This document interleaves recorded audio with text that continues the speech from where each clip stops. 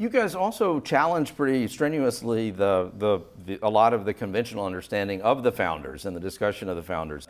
A pretty widely accepted notion that the founders were as fearful of the power of government as they were of anything else.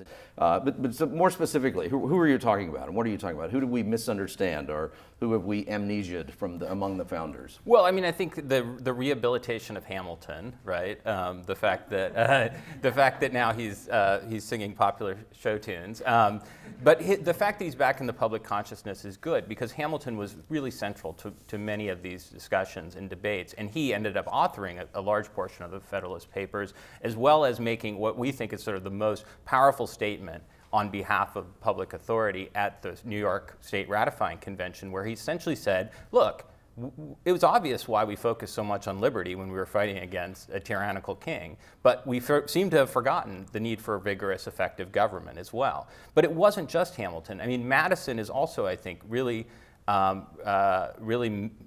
forgotten as a key exponent of this stronger government role. At the Constitutional Convention, he came supporting the idea that the federal government should have an absolute veto over state laws that didn't comport with federal rules. And that was a position that also is linked up with his idea that there should not be equal representation of the states in the Senate, but rather representation based on population. He saw a system of government that was much stronger than what we actually ended up with, given the Constitutional Conventions, the compromises that were inevitable. So, and even Jefferson, there's a great quote from an economist, Eric Reinhardt, where he says, you know, we've basically dealt with economic policy in the United States by putting the Jeffersonians in charge of rhetoric and the Hamiltonians in charge of policy, right? So even Jefferson was not actually that Jeffersonian when you start to look at what he actually did. He continued a lot of the infrastructure. He didn't get rid of the national bank.